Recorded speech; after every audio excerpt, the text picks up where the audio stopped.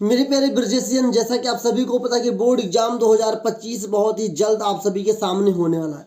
और अगर आप बोर्ड एग्जाम 2025 में हिंदी के पेपर में साथियों बहुत अच्छा नंबर लाना चाहते हैं, किसके पेपर में, हिंदी के पेपर में, तो आज इस वीडियो को छोड़कर मत जाइएगा। आज इस वीडियो में आपको मैं बताने वाला हूँ एक ऐसा पेपर आने वाला है बोर्ड एग्जाम 2025 में साथियों, और पेपर के साथ साथ ये भी बताऊंगा कि आपको क्या पढ़ना है और कैसे पढ़ना है, कहाँ से पढ़ना है। क्योंकि साथियों क्या पढ़ना है ये भी ज़रूरी है जानने के साथ साथ क्या नहीं पढ़ना ये भी ज़रूरी है। पता लगा आपके बोर्ड एग्जाम में जो आएगा ही नहीं 1% उसको पढ़ लिए, उससे क्या फ़ायदा। तो आइए हम लोग सीखेंगे आज इस क्लास में क्या पढ़ना है और कैसे पढ़ना है, कहाँ से पढ़ना है। साथ में ये भी सीखेंगे क्या नहीं पढ़ना है। पूरा एनालिसिस वीडियो बनाया हूँ आप सभी के लिए, तो शुरू से लेकर अंत तक जरूर देखिएगा, बहुत अच्छा लगेगा। लास्ट में अगर अच्छा लगे तो लाइक करके शेयर करिएगा, और चैनल पे पहली बार है तो चैनल को क्या करना है, सब्सक्राइब कर लो भाई, क्योंकि बोर्ड एग्जाम 2025 की अच्छी तैयारी यहाँ पर कराई जा रही है। जैसे कि आप सभी को पता है कि पेपर कक्षा 10 का है, पेपर कक्षा 10 का, कक्षा 10 की अगर हम लोग बात करें, अगर मैं साथियों कक्षा 10 हिंदी के पेपर की बात करूँ या कक्षा 10 के किसी भी पेपर की बात करूँ, तो वहाँ पे 2 टाइप्स एग्जाम में पेपर आते हैं। एक तो पहला पेपर होता है, तो दूसरा पेपर एक ही होता है, क्वेश्चन 2 बेस के होता है। पहला होता है बहुविकल्पीय और एक होता था तो सब्जेक्टिव, मतलब एक होता है MCQ वाला साथियों, जिसे साथियों मल्टीपल चॉइस क्वेश्चंस बोलते हैं। जैसे हमें बोर्ड एग्जाम में OMR की सीट पे करना होता है, और इसको करने के बाद हमें मिलता है साथियों 20 नंबर। कितने पूर्णांक होते हैं, 20 नंबर। मतलब अगर ऑब्जेक्टिव वाले सवाल हमारे पूरे के पूरे सही निकलेंगे तो कितना नंबर मिलेगा, 20 नंबर। लेकिन अगर ये 20 नंबर अच्छे से तैयार करना है ना, तो पहले इस 20 नंबर की हम रणनीति बनाएंगे, कैसे हम इस 20 नंबर को अच्छे से पाएंगे। देखिए सबसे पहले हिंदी गद्य और हिंदी पद देखिए। हिंदी गद्य साहित्य का विकास परिचय जो है, और हिंदी संक्षिप्त परिचय है, इसको साथ 5-5 क्वेश्चंस आते हैं, और एक क्वेश्चन 1 नंबर का होता है। तो टोटल 10 नंबर तो यहीं पे रखा हुआ है। मतलब अगर गद्य साहित्य को पढ़ ले, पद साहित्य को पढ़ ले, तो हमारा साथियों कितना नंबर तैयार होगा, 10 नंबर तैयार हो जाएगा। भैया हमें क्या पढ़ना है गद्य साहित्य में, केवल शुक्ल युग पढ़ना है तथा शुक्लोत्तर युग पढ़ना है, इसके अलावा कुछ मत पढ़िएगा। फिर इसमें पढ़ना है रीत काल तथा आधुनिक काल, इसके अलावा कुछ मत पढ़िएगा। इतना पढ़ के जाइए ना, फिर पेपर के बाद आइएगा, कहिएगा सर जी ने जो बताया वही पेपर में आया। हिंदी में गद्य साहित्य में क्या पढ़ना है साथियों, शुक्ल युग और शुक्लोत्तर युग, और यहाँ पर पद में क्या पढ़ना है, रीत काल तथा आधुनिक काल। इसको पढ़ के इसके बारे में जितनी जानकारी हो सके उतना तैयार कर लीजिए। यहाँ से आपके 10 नंबर फंस जाएंगे डायरेक्ट मेरे प्यारे ब्रजेशियन। अब उसके बाद जो काव्य सौंदर्य के तत्व हैं, जिसमें रस आता है, छंद, अलंकार आता है। लब रस में हमें क्या पढ़ के जाना है, हास्य और करुण रस पढ़ना है, परिभाषा पढ़ना है, उदाहरण पढ़ना है, पहचान पढ़ना है। क्योंकि साथियों अब लिखने के लिए नहीं आता है, अब आपको एक दे दिया जाएगा, कोई दोहा या कुछ भी दे दिया जाएगा, उसमें पूछेगा कि बताइए कौन सा रस है, तो आपको पहचान करके बताना है, और इसमें से 1 नंबर आएगा। ये निश्चित है, हास्य रस या करुण रस में से एक ही आएगा। चलिए अलंकार में अर्थालंकार हमें याद करना है, शब्दालंकार भी नहीं याद करना है, अर्थालंकार हमें याद करना है, वो भी उपमा, रूपक एवं उत्प्रेक्षा, लक्षण एवं उदाहरण। लक्षण मतलब क्या पहचान है, और उदाहरण अगर याद करेंगे तभी तो हम पहचान पाएंगे बोर्ड एग्जाम में। तो चलिए अभी तक मैंने आपको बताया अलंकार तक। छंद में क्या पढ़ना है, सोरठा एवं रोला, लक्षण एवं उदाहरण। हर शब्द लक्षण लेके यहाँ पे रखा है, यहाँ पर पहचान देके रखा है। बहुत ही इंपॉर्टेंट है। क्यों इंपॉर्टेंट है साथियों, क्योंकि लक्षण अगर आपका तैयार होगा, क्या लक्षण अगर आपका तैयार होगा तभी तो आप पहचान पाएंगे कि कोई दोहा दे के रखा है तो यहाँ पर कौन सा छंद होगा, कौन सा अलंकार होगा, कौन सा रस होगा। इतना आपको समझ में जरूर आ गया होगा। उसके बाद अब बात करते हैं हिंदी व्याकरण में। हिंदी व्याकरण में आपको क्या तैयार करना है, शब्द रचना के तत्व। शब्द रचना के तत्व में आपको क्या तैयार करना है, क्योंकि बहुत सारे बच्चे भटकते रहते हैं, तो साथियों याद करना है उपसर्ग। क्या याद करना है, उपसर्ग। उपसर्ग कौन वाले याद रखना है, आ, अनु, अधि, अप, अनु, उप, सह, निर, अभि, पर, श्रु इत्यादि। मतलब कुछ इस प्रकार से उपसर्ग वाले आपको शब्द याद रखना है, और पूछा जाएगा कि निम्नलिखित में से कौन सा शब्द क्या लिखा है, अनु उपसर्ग से बना हुआ है। तो आपको 1 नंबर का सवाल आएगा, इसे टिक जरूर लगाना है। ठीक है, घबराइए नहीं। चलिए समास से केवल द्वंद्व, दिग्गु और कर्मधाराएं और बहुब्रीहि, इतने ही आपको तैयार करना है। घबराइए नहीं। कितने, समास है एक समास, दो समास, तीन समास, चार। इन चार समास में से कोई एक समास पे हमारे सवाल आएगा। तो द्वंद्व होगा, द्विगु होगा, कर्मधारय, बहुब्रीहि, सबकी पहचान जरूर याद करिएगा एग्जाम के लिए। अगर हम आगे बात करें तद्भव, तत्सम एवं पर्यायवाची, इन तीनों में से कोई एक पूछेगा, याद रखिएगा। यहाँ पर उपसर्ग में से एक पूछेगा, समास इन चारों में से कोई एक पूछेगा, तद्भव, तत्सम तथा पर्यायवाची इन तीनों में से कोई एक पूछेगा। उम्मीद करता हूँ यहाँ तक आपको जरूर समझ में आएगा। अब देखिए संस्कृत व्याकरण से भी एक सवाल आता है, एक नंबर का सवाल आता है। कितने नंबर का सवाल है साथियों? एक नंबर का सवाल है।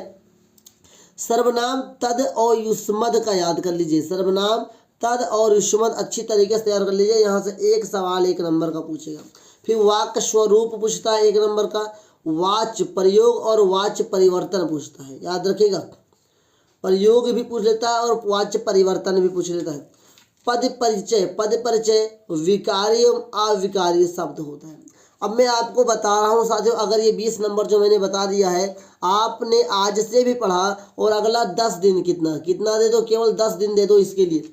10 दिन अच्छी तरीके से इसको पढ़ लो ना। 10 दिन में अगर तुम्हारा 20 नंबर तैयार हो, कितना साथियों? 20 नंबर तैयार हो गया, प्लस 30 नंबर साथियों आपके प्रैक्टिकल से हो जाता है। 30 20 50 नंबर तो ये हो गया। अब 50 नंबर लिखित है, उस 50 में से अगर आप 30 नंबर भी ले आए ना तो 80% नंबर आप किस में लेकर आएंगे?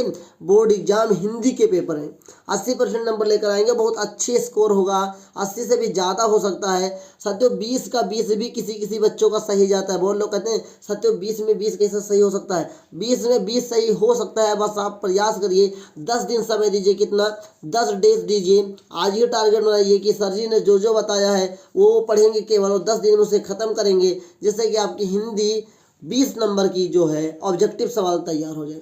अब हम आगे बात कर रहे हैं साथियों, जो हमारा मेन मुद्दा है सब्जेक्टिव का। इस सब्जेक्टिव के बिना साथियों आपका पेपर भी अधूरा माना जाएगा।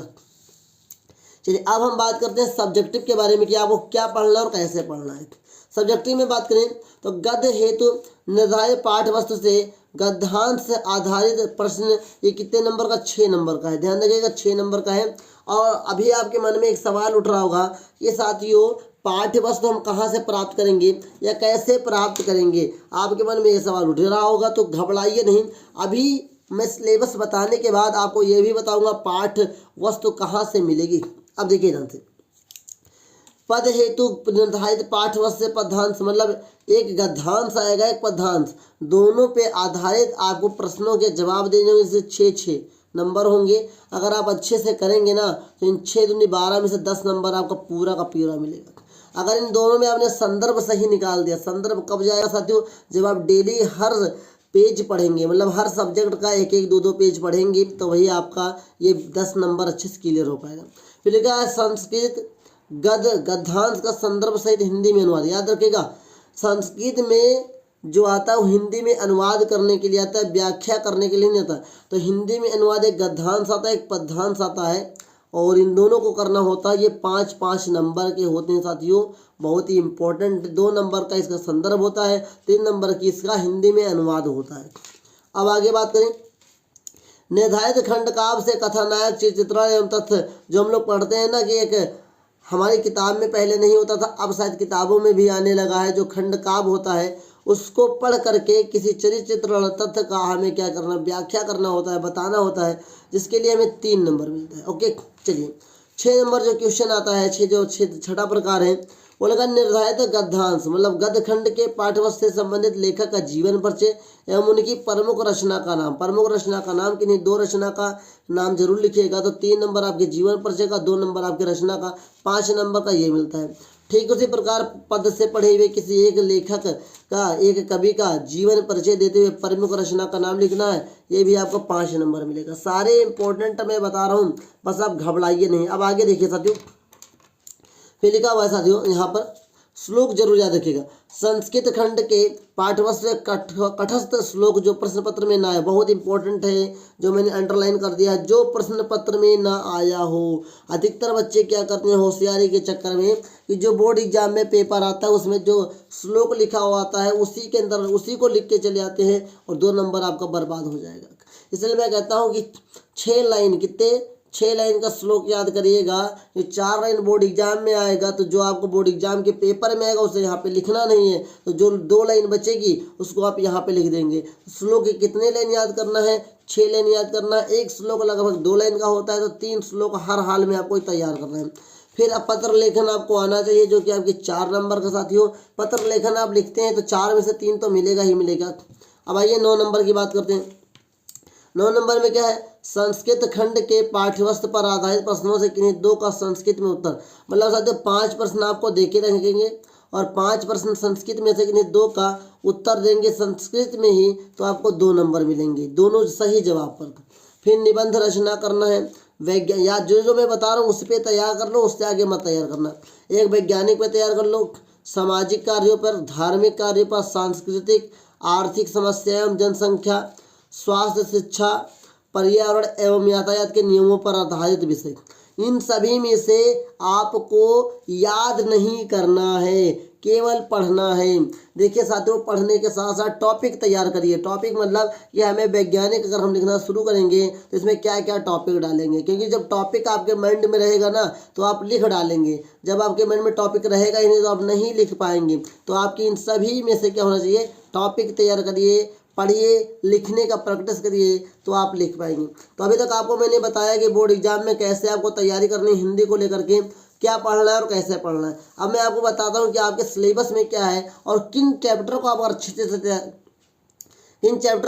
से तैयार कर लें तो आपका अच्छा स्कोर हो सकता है। आइए हम लोग आगे बढ़ते हैं। देखिए यहाँ पे लिखा है निर्धारित पाठ वस्तु। हमें क्या पढ़ना है? सब कुछ नहीं पढ़ना है, सर सिलेबस तो हमारे पास है। गद्य के लिए क्या है? मित्रता रामचंद्र शुक्ल, ममता जयशंकर प्रसाद, भारतीय संस्कृत राजेंद्र प्रसाद। याद रखिए ये 3 हर हाल में तैयार कर लीजिए। इन्हीं का जीवन परिचय तैयार कर लीजिए, इन्हीं की गद्य के जितने भी पाठ इनको अच्छे से पढ़ लीजिए और उसके बाद याद कर लीजिए। ईर्ष्या तू न गई मेरे मन से, इसको पढ़ लीजिए अच्छी तरीके से। और अच्छी तरीके से पढ़ने के साथ साथ पानी पे चंदा, चंदा और चांद पर आदमी, इसको भी पढ़ लीजिए। मैं कहूँगा ना पढ़ तो सभी को लीजिए, लेकिन जो मैंने बताया 3 वहाँ से 2 यहाँ से 5 अच्छी तरीके से तैयार कर लीजिए। आपका इन्हीं 5 में से जीवन परिचय अच्छे से हो जाएगा। आपका अच्छे से गद्य का जो गद्यांश आता है वो भी अच्छे से हो जाएगा। और साथ में अगर आपके पास थोड़ा सा भी और समय बचेगा तो पंडूलाल पुन्नालाल बख्शी जी का जीवन परिचय एक बार जरूर पढ़िएगा। बहुत ही जानकारी मिलेगी और आपके बोर्ड के लिए भी हेल्प होगा। ये तो हो गया गद्य की सामग्री।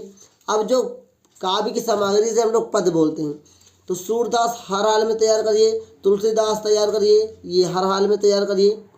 और इन सभी में एक बार पढ़ लीजिए महादेवी वर्मा, सुमित्रा नंदन पंत, जरूर एक बार देखिएगा। चींटी चंद्रलोक में प्रथम बार, इसको जरूर देखिएगा, पढ़िएगा। और पुष्प की अभिलाषा और जवानी, इतना मैं जरूर पढ़ने के लिए कहूँगा। और सब पढ़िए, वो आपकी इच्छा। लेकिन जीवन परिचय वहाँ ऊपर से जो मैंने 3 बता दिए हैं, एक 3 बता दिया, 2 यहाँ से 5 जीवन परिचय। और इन 5 खंडों में से ही आपके बोर्ड एग्जाम 2025 में आने वाला है। जो मैंने अभी आपको गद्य में और पद में बताया है, इन चैप्टर के अलावा किसी और चैप्टर से साथियों हिंदी रूपांतरण के व्याख्या के ला सकता है, न साथियों जीवन परिचय। इन्हीं 5 से 10 जीवन परिचय में से कोई फंस जाएगा और आपके बोर्ड एग्जाम 2025 में अच्छा स्कोर हो जाएगा। उसके बाद संस्कृत में हमें क्या पढ़ना है? संस्कृत में साथियों वाराणसी वेरी इंपॉर्टेंट चैप्टर है, इसको पढ़ के जाइएगा। देशभक्ता चंद्रशेखर आजाद, इसे भी पढ़ लीजिएगा। ये 3 चैप्टर तक पढ़िएगा। और वीर वीर पूजते जो है उस श्लोक के लिए बहुत ही इंपॉर्टेंट है, तो हो सके तो श्लोक इससे तैयार जरूर करिएगा। फिर अरुण हुआ, श्वेत केतु, संवाद, ये सब के हैं। और जीवन सूत्राल भी एक बार पढ़ लीजिएगा। प्रबुद्धो ग्रामीण का जो क्वेश्चन आंसर है और प्रबुद्धो ग्रामीण का जरूर याद करिएगा। और केन के वर्धते आपके जीवन को बदल सकता है। और अनियुक्त विलासा जो है वो आपकी मानसिक स्थिति को बदल सकता है। तो जो भी है पढ़ना सभी को है, लेकिन जो मैंने वेरी इंपॉर्टेंट बोला उसे हर हाल में याद करना है। जब आप पढ़ के रखेंगे तो आप लिख सकते हैं, पढ़ के नहीं रखेंगे तो आप लिख नहीं पाएंगे। अब आइए हम लोग क्या बात करेंगे हम लोग बात करेंगे निर्धारित पाठ वस्तु। कुछ ये आपके बुक में साथियों कथा वस्तु होती है जो आपके बोर्ड एग्जाम में आता है लिखने के लिए, उसके बारे में बात करेंगे। हम बात करेंगे पुस्तक का नाम, बात करेंगे प्रकाशक का नाम, बात करेंगे अनुदानित जिले का नाम है, किस जिले में कौन आता है। बहुत बच्चे परेशान होते हैं कि हमारा कौन सा जिला है, हमारे जिले में कौन सा लिखना होगा। तो आइए इसी क्लास में मैं सब कुछ बताऊंगा। देखिए ध्यान दीजिएगा, इस 9 प्रकार के साथियों क्या हैं हमारे खंड काव्य हैं। और अगर हम बात करें यहाँ पर तो किस जिले के लिए है, आगरा, बस्ती, गाजीपुर, फतेहपुर, बाराबंकी, उन्नाव वाले मुक्त दूत को अच्छी तरीके से तैयार करेंगे। जो के लिए है तो कानपुर, प्रतापगढ़, मिर्जापुर, ललितपुर, रामपुर, गोंडा वाले ज्योति जवाहर को तैयार करेंगे। अगर पूजा की बात करें तो प्रयागराज, आजमगढ़, मथुरा इन 3 जिलों में चलता अग्र पूजा। मेवाड़ मुकुट की बात करें साथियों तो ये क्या है, बुलंदशहर, देवरिया, बरेली, सुल्तानपुर, सीतापुर और बहराइच इन साथियों 6 जिलों में कौन सा चलता है, मेवाड़ मुकुट चलता है। जय सुभाष की बात करें तो लखनऊ, सहारनपुर, फैजाबाद, बांदा, फांसी, हरदोई, तो झांसी लिखा है, झांसी हरदोई वाले जिले वाले जय सुभाष को तैयार करेंगे।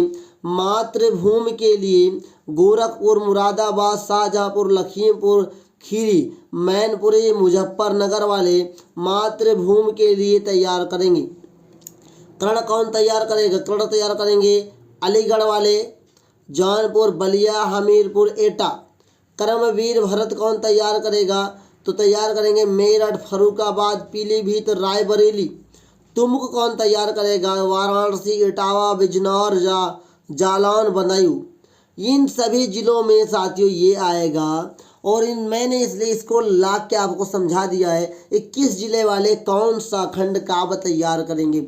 इसमें अधिकतर बच्चे कन्फ्यूज रहते हैं, अब आपको कन्फ्यूज नहीं होना है। ये साथियों ऑप्शनली यूपी बोर्ड के द्वारा लॉन्च किया गया है, मैं घर से नहीं लेकर आया, अपने मन से बना लिया हूँ। ये साथियों यूपी बोर्ड के द्वारा रिलीज किया गया सूचना है जो मैंने आप तक पहुँचाया है।